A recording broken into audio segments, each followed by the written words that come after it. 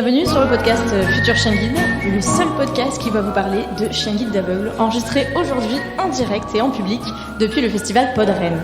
C'est un festival de podcast à Rennes qui m'a invité pour l'occasion des 10 ans et c'est une grande première pour moi qui enregistre d'habitude à distance et donc merci.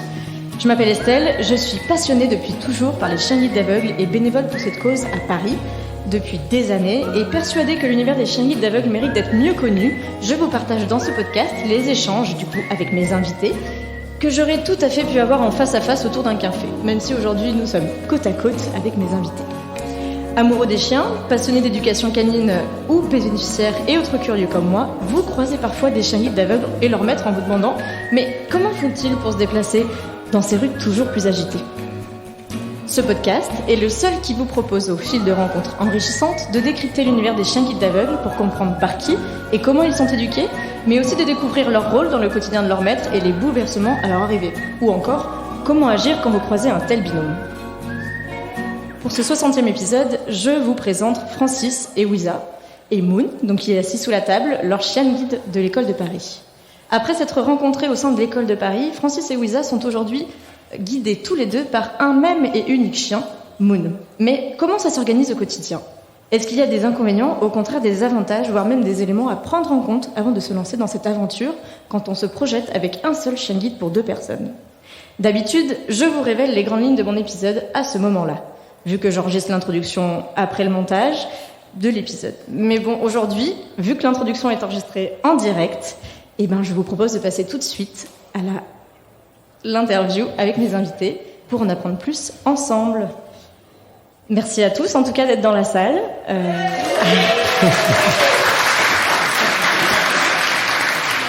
Nous sommes donc en présence de nombreux podcasteurs. Nous sommes aussi en présence d'une de mes invitées que je souhaite remercier, donc Anaïs, que j'ai eue en stage, en plus professionnellement du côté des chèvres, qui est donc mon invitée.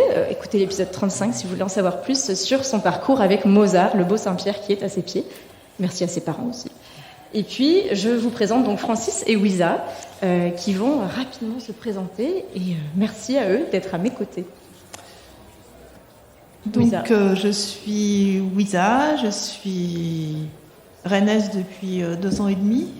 On a fait l'aventure on a été avec ces nombreux Parisiens qui ont migré de Paris à Rennes avec un grand plaisir et en étant très très heureux de vivre ici avec Moon, donc qui nous a accompagnés, qui a découvert Rennes en même temps que nous et qui s'y est très très bien adapté, ma foi. Voilà. Est-ce que tu peux nous dire ce que tu fais un petit peu dans la vie, Wiza ? Alors, dans la vie, je suis audiodescriptrice non-voyante, c'est-à-dire que je m'occupe de description pour les films, pour la télévision et le cinéma, essentiellement, mais parfois aussi pour le théâtre, la danse ou des expositions, et je travaille avec les auteurs qui décrivent les films pour les aveugles. Voilà. Donc tu as l'habitude du micro, du casque, c'est ce que tu me disais juste avant. Oui, j'ai aussi, dans les années 2000, travaillé à France Inter, donc oui, j'ai l'habitude du micro et du casque. De ton côté, Francis, est-ce que tu peux te présenter rapidement ? Oui, bien sûr. Donc, je suis à la retraite depuis mes 60 ans.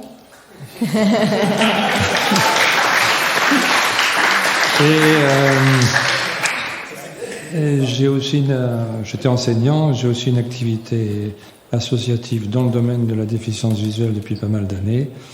Je me suis intéressé en particulier au domaine culturel en créant il y a une vingtaine d'années une première bibliothèque numérique destinée à ce public pour qui l'accès aux livres était quelque chose de compliqué. Et puis, depuis une dizaine d'années, j'ai appris à connaître les chiens guides. C'était la condition sine qua non d'un rapprochement durable avec Wiza. Et c'est vrai que c'était tout à fait étonnant cette affaire d'arriver à Rennes il y a 2 ans et demi. Aucun de nous 3 ne connaissait Rennes. Et avec un petit peu de GPS vocal, on a très vite appris à connaître la ville, en tout cas le centre-ville et le centre historique. Et à partir de là, Moon a très bien réagi, c'est-à-dire que les indications, on les lui donnait pour aller quelque part, Et pour revenir de ce quelque part, il suffit toujours de dire à Moon, maintenant tu nous ramènes à la maison. Et elle nous ramène à la maison. Voilà. Bien entendu, par un itinéraire qu'elle choisit elle-même. Ça, c'est la classe d'être guidé par un chien guide. Justement, dans votre vie à tous les deux, avant de vous croiser dans cette école des chiens guides à Paris, comment ça s'est passé du côté de la déficience? C'est quelque chose que vous avez depuis la naissance ou ça a évolué? Comment votre vision c'est... Alors moi, j'étais très très malvoyante de naissance et j'ai toujours, pas enfant jusqu'à 16 ans, mais après j'ai circulé avec une canne blanche. Et vers 28 ans, j'ai décidé de demander un chien guide. Et donc, Moon est mon 4e chien guide. Voilà, donc c'est une longue histoire avec les chiens guides de quasiment 30 ans, en fait. Puisque je suis encore très jeune et très loin de la retraite, puisque j'ai 59 ans. Et Francis, de ton côté, comment ça a marché? Moi, c'est encore une plus longue histoire. J'étais voyant en fait à la naissance et avec la puberté est venue la maladie et j'ai perdu une grande partie de la vision à ce moment-là. Et à partir de 35 ans, je suis devenu non-voyant, aveugle, voilà. Depuis l'âge de 35 ans. Et comme je ne vous dirai pas mon âge aujourd'hui, ça fait quelques dizaines d'années. Du coup, tu avais d'abord pris la canne avant de te rapprocher des chiens guides, j'imagine. Oui, absolument. Mais non, mais le chien guide est venu à travers Ouisa. Pour tout dire, mais il ne faudra pas le répéter, j'étais un petit peu réservé à propos des chiens guides. Pourquoi? Parce que j'ai eu l'occasion d'en voir un certain nombre à l'Institut des jeunes aveugles et j'observais que ces chiens, j'ai trouvé un petit peu apathiques, j'ai trouvé un petit peu nounours endormis au pied de leur maître dans les salles de classe. Et ça ne me donnait pas une impression très, très, très heureuse. Et puis évidemment, j'ai découvert la face cachée de Moon, enfin de la Lune, je veux dire, parce que évidemment, Moon, comme son prédécesseur, Boomer, sont des chiens qui vivent leur vie de travail. Alors, évidemment, c'est pas drôle de travailler, mais en dehors du travail, ils sont extraordinaires. Ils sont extraordinaires de vie, d'échange, d'écoute vis-à-vis des autres, que ce soit les chiens, les chats, les humains, les enfants. Les bébés qu'on entend. Et les bébés aussi. Ouais. Donc, ce sont des chiens en pleine conscience, je dirais. Oui, donc tu as vraiment évolué sur ta posture vis-à-vis du chien guide, du coup, en rencontrant Lisa. Ils ne m'ont pas laissé le choix. Et je voulais revenir sur notre rencontre à tous les trois. Je vais mettre à l'écran un post Facebook que j'ai retrouvé qui date de 2018 sur un des groupes Facebook qu'on côtoyait et qu'on côtoie toujours, Ouisa et moi, de maîtres de chiens guides d'aveugles, puisque Ouisa lançait un appel en disant voilà, bonjour à tous. Mon mari, notre chienne guide, cherche une personne donc prête à courir la Wamiz Run du 25 mars avec eux. Il est habitué à courir en duo. La course est un canicross de 6 km et donc a lieu à Vincennes le matin. Chaque kilomètre parcouru était donc reversé 1 € pour l'école des chiens guides de Paris. À vos baskets, merci. Et donc, Ouisa, quand tu as fait ce post en février 2018, moi j'étais justement à la recherche d'une manière et d'un moyen de participer à la Wamiz Run. Alors la Wamiz Run, c'est un canicross, comme vous l'avez vu, qui bénéficiait du coup pour l'école des chiens guides de Paris. Étant bénévole pour cette école, mais n'ayant jamais de chiens au quotidien, pour ma part j'ai des chiens sur des courtes périodes en tant que famille relais, et ben je cherchais un moyen de courir ce canicross sans chien. Et donc c'est comme ça que nous avons pu nous rencontrer. Je vous mets quelques images de nos entraînements avec Francis et Moon, où justement on s'est rencontrés d'abord en duo d'ailleurs. On a commencé une première séance d'entraînement tous les deux avec Francis, et puis après on a rajouté Moon dans l'équation pour ensuite courir cette Wamiz Run qu'on a fait 2 fois même, Francis. Oui, oui. Donc on a réussi le challenge, puisque c'est un challenge que tu m'avais lancé, et donc en retour je vous ai lancé le challenge d'enregistrer aujourd'hui en direct, puisque c'est une nouveauté pour moi comme pour vous. C'est pas moi qui ai couru. Hein. On est arrivés très isolés et vous avez le droit de penser que c'était parce qu'on était en tête. C'est ça. C'était le cas. Moi je me souviens très bien, c'était le cas. Et donc c'était un sacré challenge pour revenir sur cette aventure, puisque j'ai découvert via nos entraînements tous ces éléments dans notre espace que nous analysons avec la vision, sur lesquels on ne fait pas forcément attention.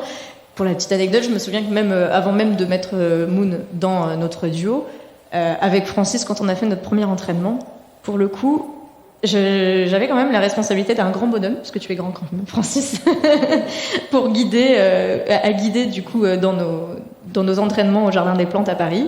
Et tout petit trou dans le sol ou petit dévers me faisait prendre conscience que nous analysons ça avec la vue, et donc en fait il faut anticiper pour deux, tout comme les trajectoires des trottinettes ou des poussettes, puisque nous faisions du slalom sans que tu t'en rendes compte, ou plus ou moins, mais comme pour que ce soit le plus fluide pour toi, Francis. Tout ça au Jardin des Plantes, le long de la galerie de l'évolution. Hein. C'est ça. C'était un sacré challenge, et le niveau a augmenté, et ça, j'étais pas prête, je m'y étais pas du tout préparée. Le niveau a augmenté le jour du canicross. Bon, alors la deuxième fois, quand on l'a fait, c'était un peu plus connu, puisque il fallait vous guider tous les deux, anticiper les racines qui sortent du sol, les éventuels doublements de chiens, puisque vous l'avez vu, Moon est couchée sous la table, mais elle a largement salué son compère Mozart, qui est aussi allongé au pied d'Anaïs, puisque voilà, ça a de l'interaction. Donc c'était un vrai challenge pour moi, en tout cas. Merci Francis de me l'avoir lancé. Merci d'avoir fait déjà de Moon une compétitrice hors pair, et depuis plusieurs années, nous avons une amie à Dinard, et quand nous y sommes, et elle aussi, tous les jours, c'est 1 heure de course le long de la bord de la mer, tout simplement. Oui, enfin, elle se baigne pas mal quand même. Elle ne fait pas que courir, croyez-en mon parquet. Et comme c'est une vraie végétarienne, elle ne boude pas son plaisir au milieu des algues. Le parquet non plus, j'imagine. Oui, c'est ça. Je voulais revenir sur cette aventure que vous avez décidé d'avoir avec un seul chien guide pour deux, parce que on est au 60e épisode de mon podcast. On a beaucoup parlé avec des bénévoles, que ce soit des familles d'accueil, des familles relais, des familles d'élevage aussi, qui ont au quotidien des mamans et des papas de chiens guides d'aveugles, puisqu'il y a aussi toute la sphère élevage dans cet univers. Ouais. Et vous vous êtes dit, nous, ça suffit. Comment on en arrive à cette décision ? Oui, d'abord il y a le calendrier. C'est toi ou c'est moi aujourd'hui. Voilà, ça c'est une première façon de faire. Non, mais pourquoi ? Et ensuite, comment on est arrivé ? Bon, parce que 2 chiens, ça me semblait devoir être assez lourd. Et puis ce qui s'est passé, c'est que lorsque j'ai rejoint Ouisa, elle avait 1 chien. Et donc j'ai tout simplement fait un stage avec ce chien. Et on s'est rendu compte que ça fonctionnait très bien, les 2 réunis. Et qu'en plus même, le chien était très flatté et très heureux de nous guider les 2 à la fois. Toujours prêt, tous les 10 mètres, à tourner la tête pour voir si tout se passait bien à l'arrière. Oui. Donc ça se passe très bien et très simplement et très naturellement. Et tout de suite, le chien, c'était Boomer, mais c'est aussi le cas de Moon, a complètement intégré le fait qu'elle guidait non plus 1 personne, mais 2 personnes, avec les volumes, les besoins de faire attention, voilà. Et concrètement, Ouisa, du coup, qui a fait la demande de chien guide auprès de l'association ? Puisque, il faut le rappeler, pour certains novices dans la salle, et c'est aussi l'objet de cet enregistrement en public, ces chiens guides-là vous sont remis, donc Mozart c'est la même chose pour Anaïs, gratuitement par les écoles de chiens guides. Ils coûtent 25 000 € à éduquer. On fait tous un petit pas pour bénévolement y participer, et vous avez le loisir aussi de pouvoir le faire. Mais quand on fait une demande comme ça à une association de chiens guides, est-ce que c'est toi, Ouisa, qui a fait la demande ? Est-ce que vous avez présenté un dossier commun ? Nous avons présenté un dossier commun. Mon chien précédent m'avait donc été donné à titre personnel, puisque j'étais encore seule dans la vie à cette époque. Et ensuite, Francis et lui se sont adoptés. Et l'éducatrice a fait un petit stage à Francis pour qu'il puisse le guider. Mais à l'école de Paris, pour Moon, nous avons fait un dossier commun. Et pas du tout lui ou moi, ce qui fait que ça a été aussi pour pour l'école, on avait l'impression que ça n'avait jamais été fait, ce qui me paraît étrange, parce qu'il y a quand même beaucoup d'aveugles qui ont un chien pour 2, me semble-t-il, enfin certains, un certain nombre, peut-être pas beaucoup, puisqu'il n'y a pas non plus beaucoup d'aveugles qui ont des chiens, donc tout ça est relatif. On est sur 1% de personnes aveugles ou malvoyantes qui sont accompagnées d'un chien guide en France. C'est ça. Mais là, on leur a bien précisé que ça leur faisait un chien à mi-tarif. Hein. Quand même. C'est surtout que, en fait, c'est du covoiturage canin, mais elle nous guide individuellement ou elle nous guide à 2. C'est-à-dire qu'elle ne nous guide pas exclusivement à 2. C'est celui qui en a le plus besoin au moment T qui prend le chien pour le guider s'il y a quelque chose à faire où le chien est indispensable. Et puis quand on sort à 2, eh bien, elle nous guide tous les 2. En général, c'est moi qui conduis quand même, parce que je veux pas trop lui laisser le volant. C'est les hommes, vous savez, au volant. Bon, enfin. C'est pas du tout ça. C'est parce que tu veux pas être derrière moi. Bah non, c'est bien ce que je dis. Compte tenu des modes à l'heure actuelle, ça devient très difficile. Non, c'est-à-dire qu'il est très grand et quand je suis derrière. Elle ne voit plus rien. Je suis derrière voilà, un grand dos là. J'ai l'impression de... Donc voilà, donc c'est moi qui conduis, puisque c'est moi qui conduis le mieux, c'est bien ce que je disais. Et donc voilà, mais en fait, oui, et en fait, ça a été toute une discussion avec l'école de chien guide qui a tout de suite été d'accord, mais en même temps, ils ont voulu sélectionner le chien de manière très très rigoureuse, ce qu'on ne peut pas leur reprocher. Ceci dit, mon chien précédent, qui n'avait pas du tout été choisi pour cette qualité, a immédiatement inclus Francis dans son volume de guidage, c'est-à-dire que si un endroit où on pouvait passer à 2, si on ne peut pas passer à 3, il n'y passe pas. Voilà, c'est assez réflexe quand même chez un chien. Même sans rétro, il arrive à savoir où on peut passer ou pas. Et c'est vrai que Boomer, qui était le chien précédent, s'est adapté à ça très très facilement. Donc je pense qu'ils ont quand même souvent une faculté de faire ça très très bien. Mais pour Moon, ça représentait 2 fois, voire 3 fois plus d'exercices à l'école. Avec l'un, avec l'autre et avec le 2. Ouais, en stage, oui. En stage, c'était vraiment dur le stage de remise. De remise, parce que fallait faire, même pour nous, parce que fallait que Moon fasse un exercice, par exemple d'obstacle. Je vous donne une idée de genre d'exercice qu'on peut faire. Ça dure des journées entières. Où, par exemple, on est sur un quai de gare, il y a le trou du quai, il faut s'avancer vers le quai, il faut que le chien se couche devant soi pour pas qu'on tombe dans le quai. Et donc ça, c'est avec moi 15 fois, avec Francis 15 fois, avec nous deux 15 fois. Je crois qu'au bout du compte, elle avait bien compris qu'il fallait qu'elle se couche pour qu'on tombe pas dans le quai. Et je pense qu'elle l'aurait compris plus vite. Enfin, elle l'avait déjà compris, en fait. Mais c'est vrai que nous, on a trouvé ça un peu... c'était lourd. Ah ouais, c'était lourd. C'était très lourd. Et pour rappeler justement par rapport à ce que tu disais sur il fallait trouver le bon chien pour votre profil, c'est que en fait dans la construction des binômes humain-chien guide, souvent ce qu'on fait, c'est pas, je le dis souvent sur le podcast, c'est pas le premier dossier en attente qui va avec le dernier chien certifié.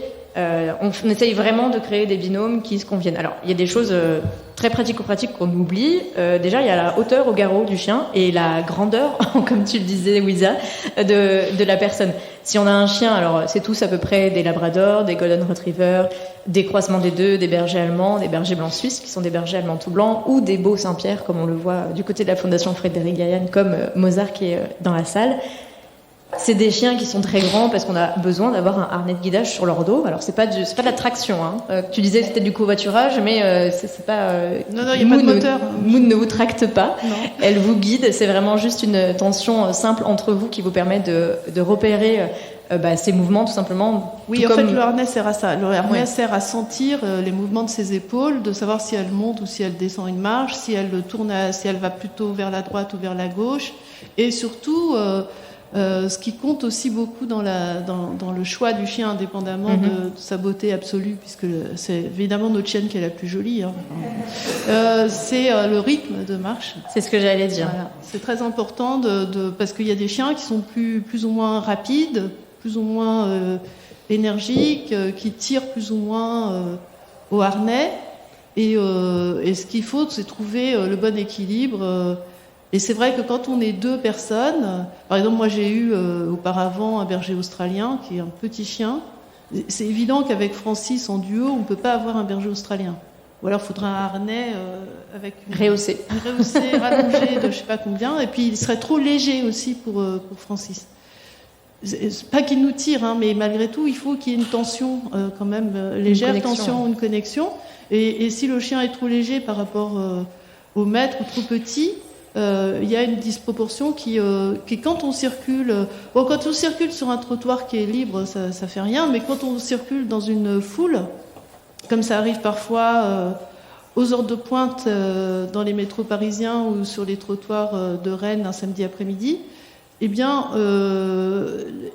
c'est important que le chien et que le maître soient proportionnés parce que ça permet de passer, que le chien soit pas ballotté dans la foule. Moi, je trouvais que mon petit berger australien, qui était très très intelligent, très sympa et surtout un très très bon guide, comme ils le sont tous d'ailleurs, je trouvais qu'il en prenait quand même plein la tête parce qu'il était quand même très léger. Il se faisait beaucoup bousculer, voilà. Alors que Labrador ou le Boomer qu'on a eu avant, qui était un grand chien costaud sur ses bien ancré au sol, je peux dire que les gens, c'est eux qui bougeaient, pas lui. Voilà. C'est sûr que tu parlais du stage. Le stage du remise, c'est un moment assez charnière, puisque du coup, c'est la transition et c'est l'attribution du chien. Alors, bien sûr, il y a eu des essais déjà avant. Hein. C'est pas lors du stage qu'on rencontre le chien. Il y a eu des essais. Il y a parfois des week-ends où le chien va dans votre famille en étant un simple chien de compagnie, entre guillemets, où il n'a pas la compétence de guidage. Et pour le coup, le stage de remise, c'est vraiment apprendre à se connaître. Donc, on remet le chien à son bénéficiaire ou à ses bénéficiaires. C'est ce qui a fait la différence ici. Et justement, on fait plein d'exercices en présence de l'éducateur, en présence de l'instructeur de locomotion aussi, qui vous a appris à bien vous diriger du coup dans les rues. Et il faut que tout le monde se comprenne.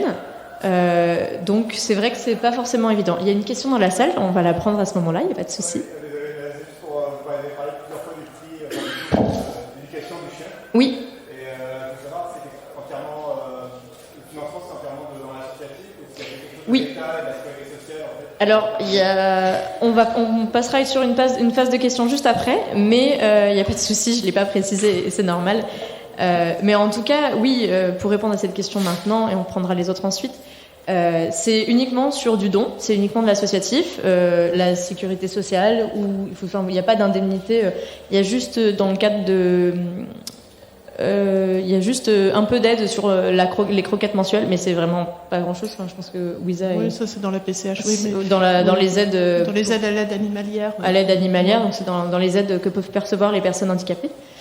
Sinon, non, c'est 25 000 euros. Alors, ça paraît énorme et on se dit qu'est-ce qui fait le prix ? Déjà, il y a le chiot, qui, même s'il est élevé au sein de l'école de chien guide, ça a un coût. Il y a toute l'éducation, il y a les croquettes, les soins vétérinaires, les vaccins et les éducateurs. Donc, moi, je ne suis pas éducatrice, je suis bénévole pour les chiens guides. Donc, moi, je donne de mon temps. Et parfois de mon argent aussi. Mais dans le cadre de bénévolat, du coup, j'accueille le chien. Par contre, les éducateurs qui ont fait la remise au sein de l'association à Paris sont des salariés de cette association. Et du coup, pour avoir un petit aperçu, les éducateurs, ils éduquent pendant 6 mois seulement 3 chiens guides. Un éducateur, 6 mois, 3 chiens guides. Donc en gros, ça fait 6 chiens guides par an. Et voilà, vous essayez d'estimer un salarié. Donc ça fait un petit peu de coût, en plus de tous les frais annexes qui peuvent être aussi l'accueil des personnes dans les stages de remise. Wiza, je te laisse compléter si tu veux. Oui, il y a tout ce qui est toute l'infrastructure de l'école avec les chenilles, la nourriture, parce que les chiens sont quand même le plus souvent dans des familles relais ou des familles d'accueil, mais ils sont aussi à l'école et on s'en occupe à l'école. J'imagine qu'il y a des frais de vétérinaire également, des frais administratifs. Enfin bon, c'est tout un ensemble qui fait que le coût d'un chien à la fin, c'est 25 000 euros. Mais c'est global. Hein. Oui. Je veux dire que c'est pas... il y a peut-être des chiens qui reviennent plus cher parce qu'ils sont plus à l'école et d'autres qui reviennent moins cher. Enfin, c'est tout ça. Oui, c'est une grande moyenne parmi tous les frais. Quant aux gens qui peuvent donner, il peut y avoir un don, entre guillemets, d'un conseil général ou d'une mairie. quand on dit qu'il n'y a pas d'aide de l'État, ça peut être aussi des Rotary Club ou des Lions Club, du mécénat, des legs d'entreprises, des legs individuels. Voilà, enfin bon, il peu peut y avoir de tout en don pour les associations. Voilà. Mais en effet, c'est gratuit pour la personne déficiente visuelle à qui on n'interdit pas du tout de faire un don à l'école. On incite un petit peu des fois. Après, dans votre histoire, là, je me demandais justement si il y avait des avantages, vous y voyez des avantages ou des inconvénients à avoir un chien guide pour deux. Parce que, comme tu le disais, il n'y a pas beaucoup, Isa, de personnes déficientes visuelles qui font vraiment la démarche à deux. Parfois, en fait, ce qui se passe, c'est qu'il y en a un qui a un chien guide et l'autre vient se greffer, mais le chien guide n'a pas forcément été éduqué et prévu pour deux. Pour vous, au quotidien, Francis, Louisa, est-ce qu'il y a des avantages, des inconvénients ? Des avantages, ils font pas de bruit quand ils jouent dans la maison. Non, la vraie question que nous nous sommes posée, c'est au moment du départ à la retraite, est-ce qu'on garde le chien qui part à la retraite avec un nouveau chien? Voilà. Ça, c'est une question que nous n'avons toujours pas résolue. En tout cas, pour Boomer, on l'a résolu puisqu'on l'a mis à la retraite chez quelqu'un. Mais non, les avantages, pourquoi on n'a pas de chien pour deux? D'abord parce que c'est plus dans des choses de logistique. C'est pas tellement parce que deux chiens, on a la chance d'être bien logé, enfin d'avoir un bel appartement. Donc il pourrait y avoir deux chiens sans que ça pose de vrais problèmes. En revanche, prendre le TGV, nous on n'utilise que les transports en commun. Donc ça veut dire que dans le bus, dans le TGV, tout ça, avoir deux chiens, déjà un chien, il faut déjà bien se défendre pour que personne ne râle. Je vous parle pas de prendre un taxi, on serait avec deux chiens. Et je pense qu'il y a vraiment une histoire de logistique parce que ce serait juste très compliqué. C'est des grands chiens qui prennent beaucoup de place, qui sont super sages, mais qui quand même sont... Et puis c'est une chose d'aller dîner chez des amis avec un chien, de dire j'arrive avec mes deux labradors.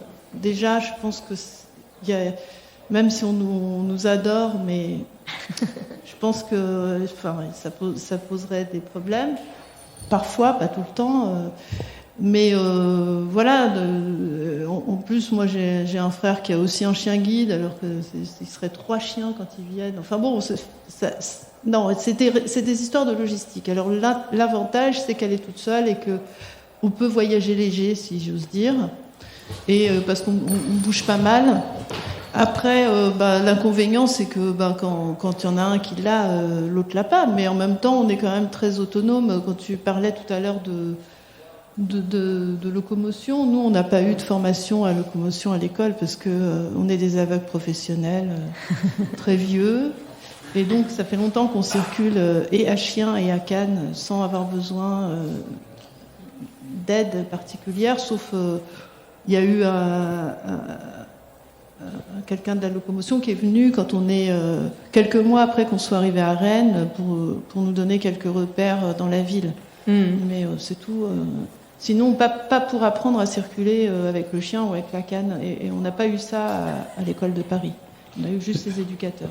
Et puis Moon, elle est seule et pas seule, parce que c'est tous les jours la balade sur la plage, et donc on joue avec les copains. Et oui.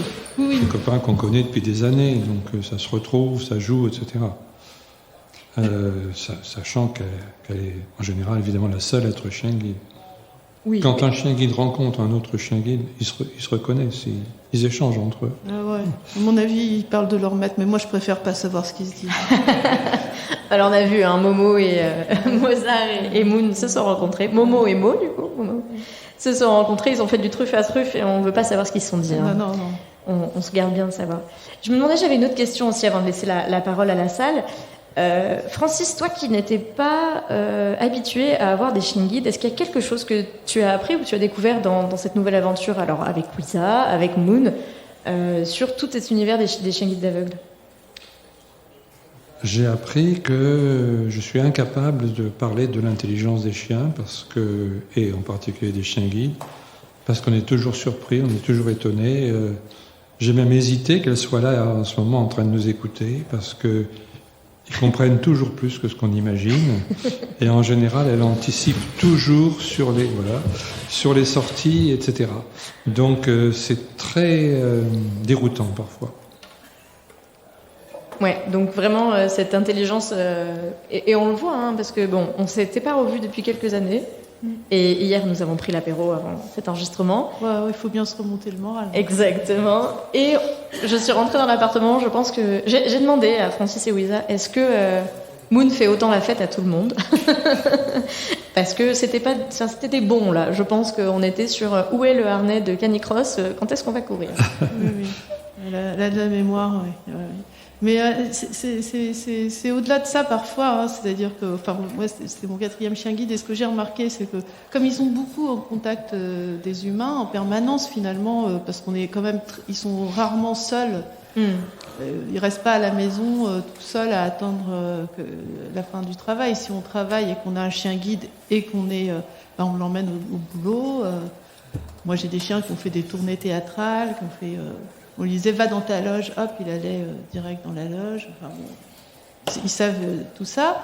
Mais le truc, c'est que ils ont une espèce de ils finissent par comprendre ce qu'on leur dit. Enfin, on a vraiment ce sentiment, hein, sans que ce soit, sans doute on surinterprète et on machin, mais quand même, c'est assez étonnant. C'est assez étonnant ce qu'on peut.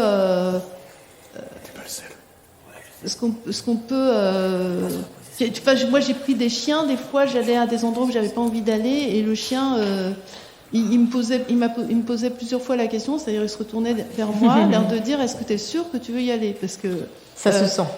Il savait que vraiment, c'était une galère pour moi d'aller là.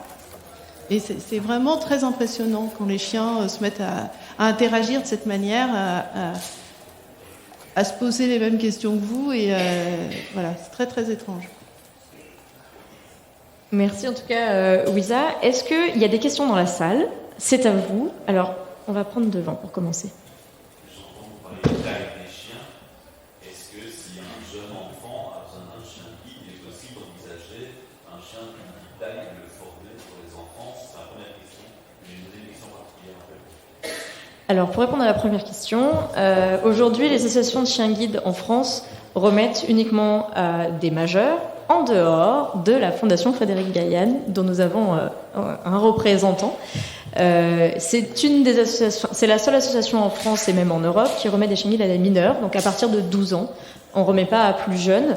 On en a largement parlé, il y a plusieurs épisodes sur mon podcast, si ça vous intéresse, qui parlent de ces chiens qu'on remet à des mineurs. Ils sont pas forcément plus petits, si vous avez vu Momo debout.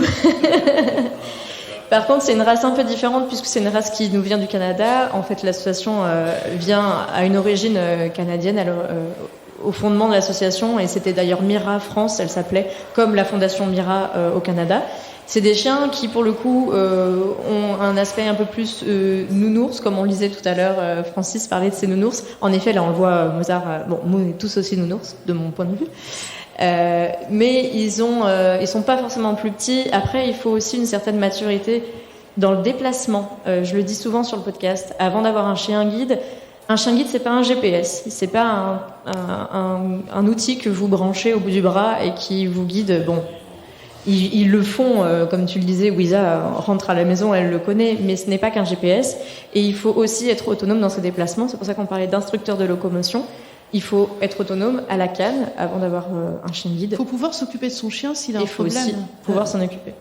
Et pourquoi moi, je ne connais pas les membres de cette fondation, mais je trouve ça très bien de donner des chiens. Moi, j'aurais adoré avoir un chien guide à 12 ans.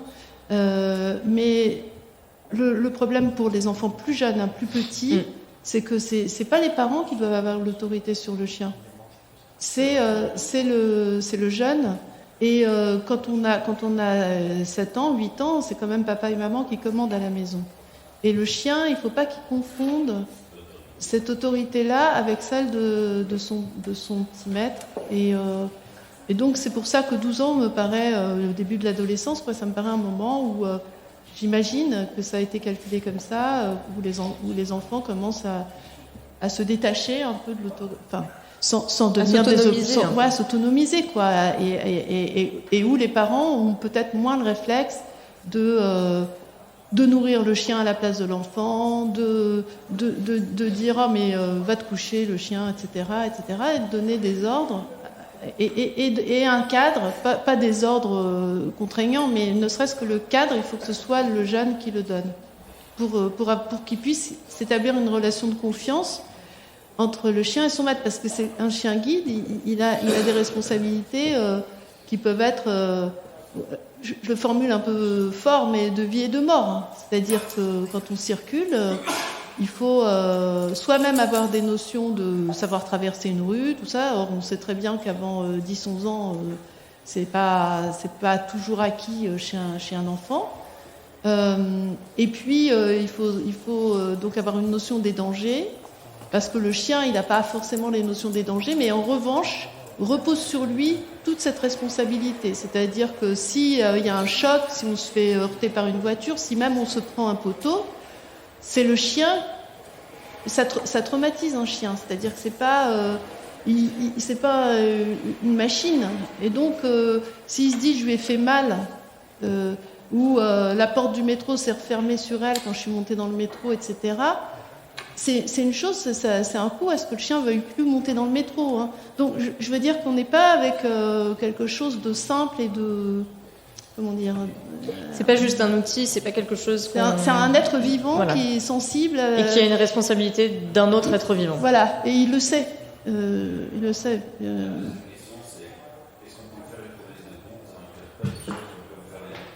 Alors, du coup, moi en tant que telle...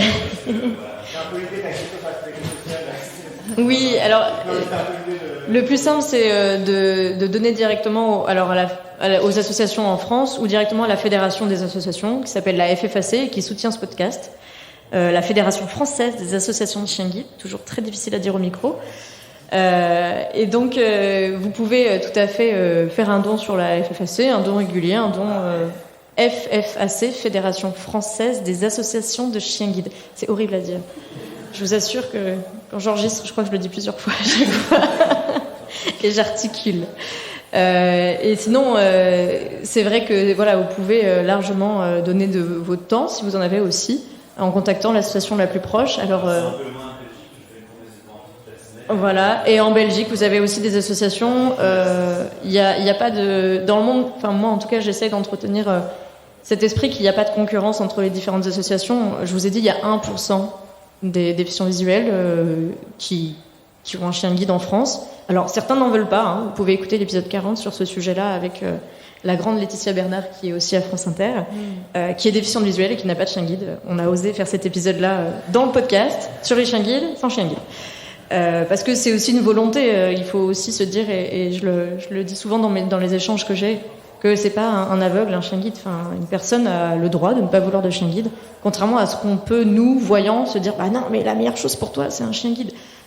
Oui et non. Faut aimer les chiens déjà. Voilà. Je veux dire, faut avoir envie d'une relation à un chien. Faut pas détester les poils.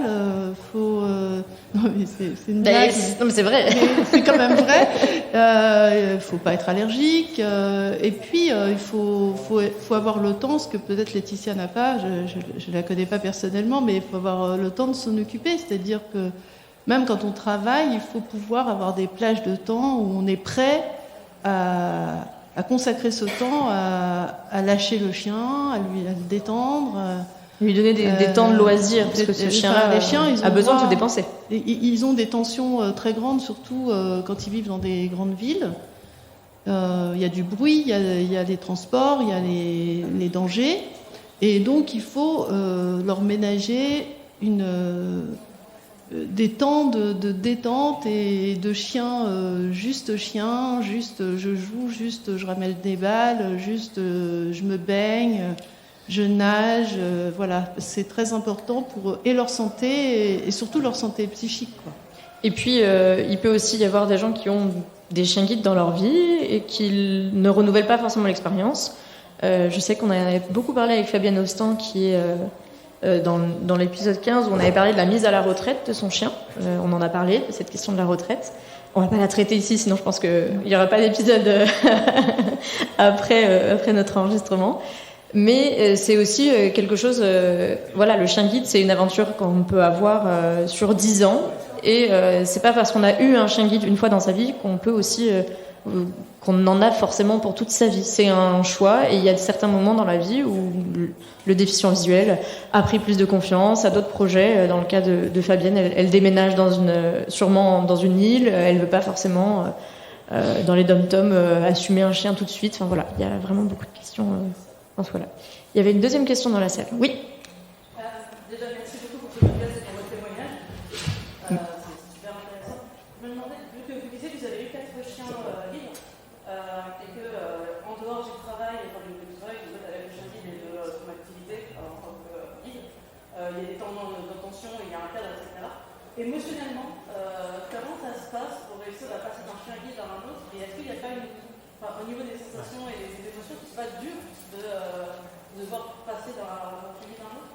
Alors, est-ce que émotionnellement, Wiza, ça a été compliqué d'avoir ces 4 histoires avec 4 chiens guides? Oui.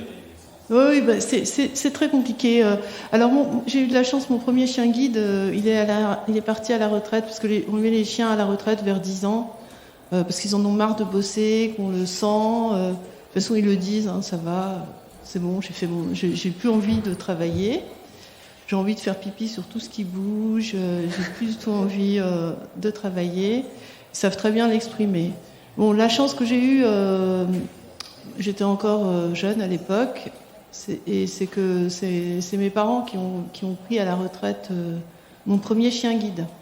Ce qui fait que j'ai eu le deuxième, mais comme je voyais toujours le premier régulièrement, ça s'est émotionnellement plutôt bien passé.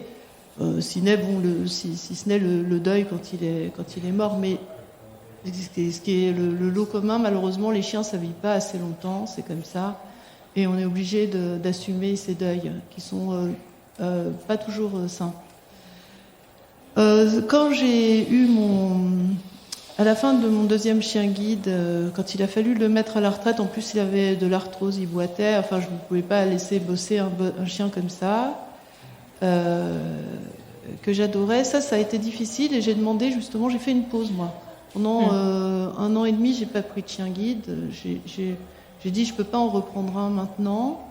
On lui a trouvé une famille, une dame chez qui il était super bien, qu'il a tout de suite adopté et donc j'étais contente pour lui, mais vraiment moi je me sentais pas de prendre un chien guide tout de suite. Et comme j'étais dans une petite école de chien guide où l'éducatrice, on se connaissait bien, puis elle était très réceptive, alors le jour où j'ai dit j'en prendrais bien un, j'en ai eu un très très rapidement, le troisième. Et lui, ça a été aussi compliqué de s'en séparer. En plus, Francis a vécu ça aussi. En plus, les chiens, ils savent qu'ils partent à la retraite. Je ne sais pas comment. Voilà, c'est ce que je disais. Mon premier chien guide, quand il est parti à la retraite, j'étais allée en week-end chez mes parents. J'avais dit, je vais le laisser, puis comme l'autre arrive la semaine prochaine, voilà. Quand je suis partie, j'ai mis mes chaussures, j'ai mis mon manteau pour partir. Et bien, mon chien est resté couché sur le canapé à côté de mon père. Et il n'a pas demandé à venir avec moi, ce qu'il ne faisait jamais. Si je partais, il savait. Et là, il savait qu'il partait pas. Et ça, je ne sais pas comment il l'a su, mais il le savait.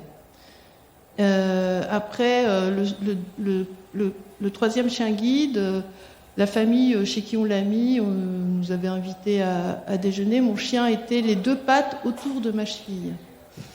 C'est-à-dire, il le faisait jamais. Il avait entouré ses 2 pattes autour de ma cheville et il est resté collé à moi pendant tout le temps où on a déjeuné. Et après, on ne l'a plus jamais revu parce que cette famille n'a pas été loyale dans ça. Bon, et donc ça a été très très dur comme séparation. Nous adorions ce chien et maintenant il est mort et voilà.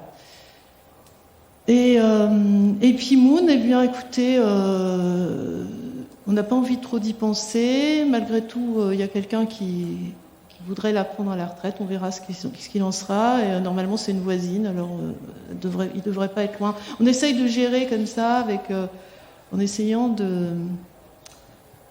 de continuer à voir le chien et de le présenter au chien suivant. Et en fait, les chiens, ça les dérange pas.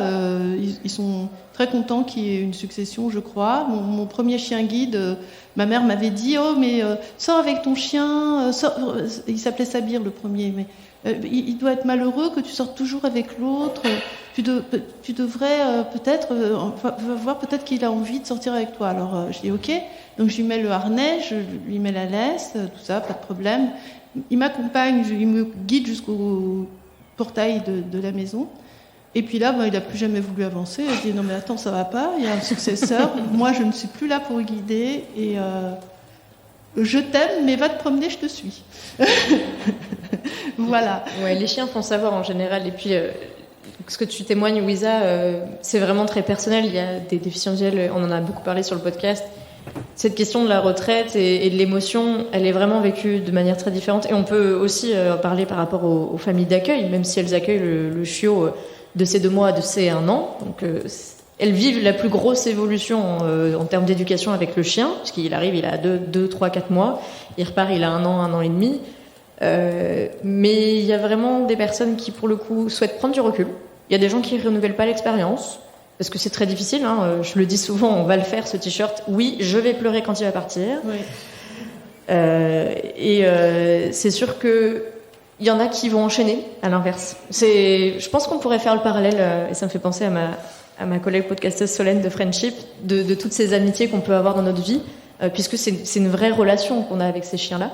Bon, si ce n'est qu'ils nous parlent sans qu'on les comprenne, ou plutôt on les comprend un peu trop bien des fois. Mais c'est vraiment une question très personnelle de comment on peut gérer ça. Et au niveau des maîtres comme des bénévoles, il y a des gens qui préfèrent enchaîner, combler, comme on pourrait le faire nous humains, avoir de nouveaux amis, de nouvelles personnes dans notre vie.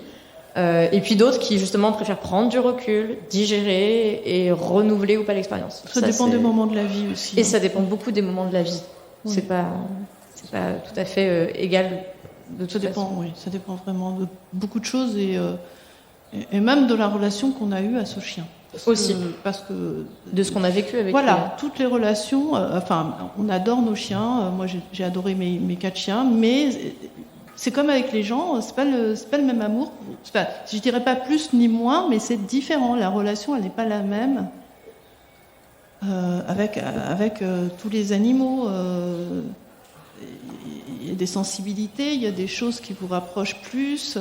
C'est très très... c'est complexe, hein, vraiment. Est-ce qu'il y a d'autres questions ? Je vois que le temps file dans la salle. Oui.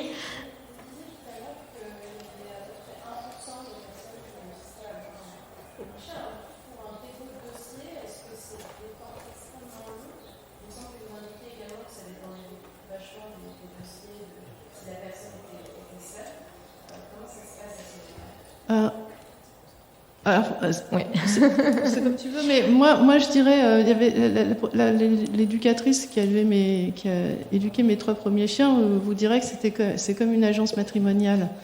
C'est-à-dire que, par exemple, Moon, on l'a attendu 1 an et demi, parce qu'on arrivait dans une nouvelle école, et puis parce que, je sais pas, ils avaient du retard, et parce qu'ils voulaient trouver un chien exceptionnel, certes elle l'est, pour nous 2. On avait fait une demande particulière, donc il a fallu qu'ils fassent des recherches particulières ou des exigences particulières. Après, on peut avoir très rapidement un chien parce que ça colle. C'est-à-dire que on considère que c'est le bon chien pour vous, que c'est la bonne vitesse de marche, que c'est un chien, vous faites tout le temps des trajets différents. C'est justement un chien qui aime faire des trajets différents. C'est pas un chien routinier. C'est un chien que ça dérange pas de vivre en ville. C'est un chien. Il y a plein de critères très très différents. Et c'est un chien qui aime bien les chats et vous avez un chat. C'est un chat. On n'a pas de chat nous, mais je veux dire par là que c'est un chat qui adore les enfants et on a 3 petits à la maison. Donc il y a plein de critères qui font qu'on peut vous mettre en binôme, vous attribuer, vous mettre en binôme avec ce chien. Et donc, s'il y a ce chien juste au moment, 3 mois après que vous ayez fait la demande, si ce chien existe et qu'il est là et qu'il n'est pas fait pour une vieille personne plan-plan et que vous êtes hyperactif ou que vous courez et que le chien aime courir, etc., eh ben c'est plus vous qui allez la voir que la personne qui va juste à la boulangerie, à la pharmacie. C'est vraiment une question de matching en fait. C'est vraiment une question de matching entre les demandes. Et des fois aussi, quand la demande arrive auprès de l'association, le bénéficiaire a aussi du chemin à faire. Parce que là tu disais, vous êtes des expérimentés, vous n'avez pas eu besoin de progresser du point de vue du guidage, etc. Et parfois, il se peut que aussi les bénéficiaires, quand ils posent leur dossier, il y ait des choses à voir dans leur environnement, dans leur quotidien, à se poser, et puis que parallèlement, le chien qu'on identifie vraiment pour cette personne est en cours de finalisation d'éducation. Donc en général, c'est quand même long. On est entre 1 et 2 ans, mais ça peut être 3 mois comme 3 ans. Et c'est ça qui est compliqué à vivre aussi, et notamment dans le cas de renouvellement. Ce passage obligatoire pour certains à la canne, que certains choisissent et que certains subissent, j'ai envie de dire. Je suis désolée, je vais devoir couper un petit peu si on veut laisser la place au bestiaire des besties qui intervient juste après. Elles sont là et elles ont parlé de mon podcast dans le leur, ou sur Podcastorama. En tout cas, je leur fais merci, un petit clin d'œil. Je voulais lancer du coup la conclusion de ce podcast, vous dire merci. Et puis surtout, je voulais vous remercier parce que c'était mon premier enregistrement en public. Merci d'avoir été là. Merci à Anaïs. En tout cas, j'espère que c'est la fin de cet épisode et que il vous a plu. Je voulais remercier Francis et Wiza d'avoir relevé ce challenge, d'enregistrer en direct avec moi devant vous. C'est super public. Et parmi eux, merci à Anaïs et son chien guide Mozart, vraiment, d'avoir fait le déplacement. Ils ont été mes invités dans l'épisode 35, comme je vous le disais, et mes stagiaires du côté pro avec les éleveurs de chèvres. Longue vie à toi, Anaïs, et aux éleveurs de chèvres. Pour compléter votre écoute, vous pourrez retrouver des photos de Francis, Wiza et de Moon sur futurchienguide.fr et très bientôt la transcription intégrale de cet épisode. On essaye de le faire à chaque fois, c'est un gros boulot. Merci. Et n'oubliez pas de vous inscrire également à la newsletter mensuelle qui est envoyée chaque fin de mois ou début du mois selon les siestes et les sommeils de mon petit garçon. Pour ne rien manquer, du coup, vous trouverez le lien dans la description de l'épisode. Et je vous dis à très bientôt pour un prochain épisode sur l'univers méconnu des chiens guides d'aveugles. Merci Estelle.